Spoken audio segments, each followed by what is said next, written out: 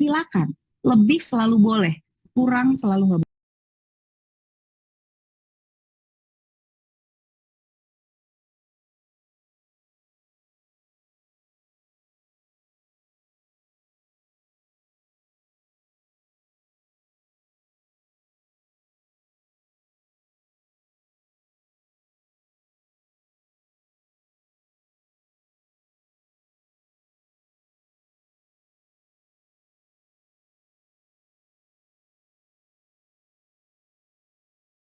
Ya, tetapi memang tidak ada di panduan mutu yang LSP harus yang 17 wajib itu. Boleh ya Bu ya? Nah, kalau Ibu Bapak hitung di panduan mutunya, sebenarnya prosedurnya lebih dari 17. Nanti coba dihitung Bu Wiwi.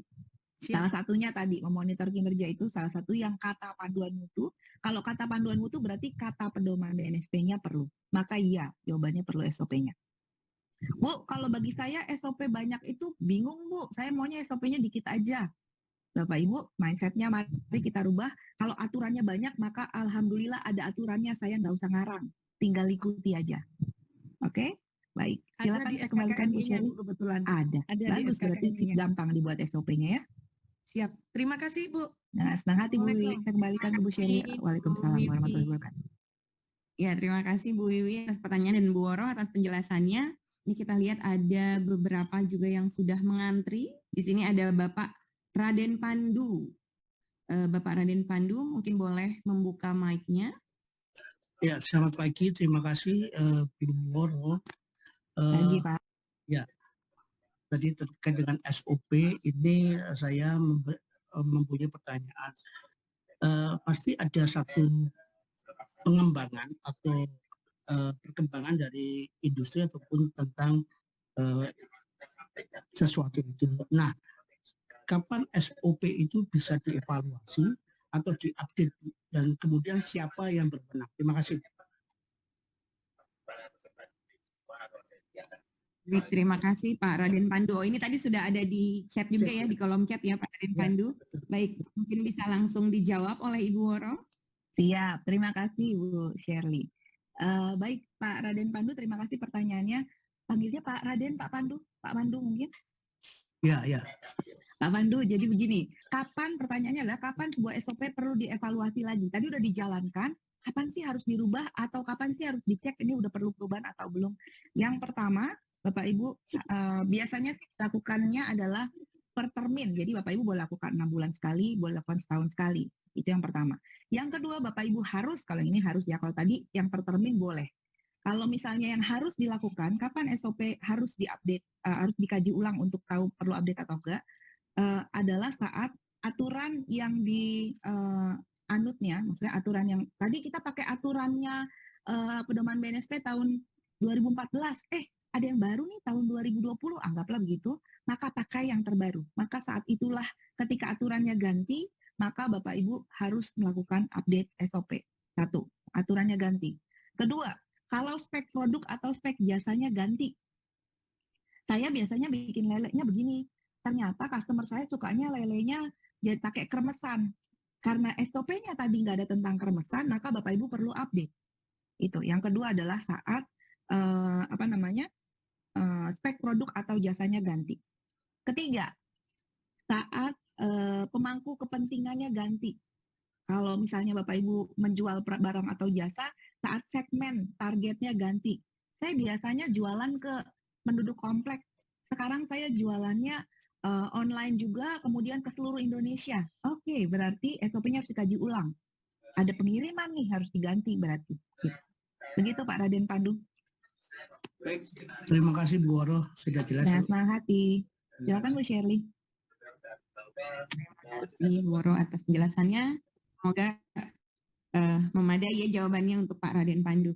Baik, ini sudah ada lagi nih. Terima kasih Pak Heri Suwarsono ya, sudah cukup sabar ini menanti. Kepada Pak Heri, saya persilahkan untuk membuka mic-nya Bapak untuk bertanya.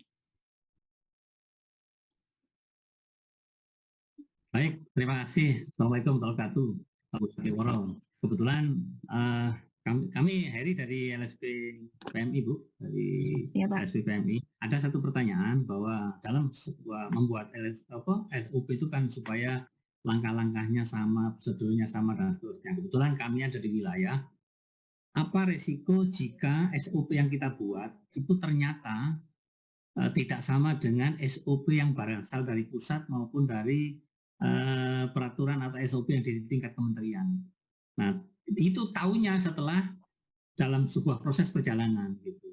Apa resikonya jika ternyata suatu saat jadi sesuatu SOP itu sedang berjalan ternyata ada sedikit kekurangan gitu, tidak sama dengan yang di pusat.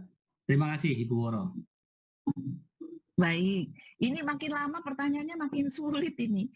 Baik, terima kasih ya Pak Heri Suarsono. Saya coba jawab. Bapak Heri dari LSPPM ini Palang Merah Indonesia, Pak? Betul Ibu. Palang Merah Indonesia, baik. Dari Baik, LSPPM. sudah jadi LSP-nya, alhamdulillah berarti. Baik, Bapak di wilayah, kemudian udah buat SOP. Ternyata kok nggak sama ya sama yang di pusat. Terus apa yang terjadi? Bapak Ibu ketika melakukan validasi SOP, maka di validasi itu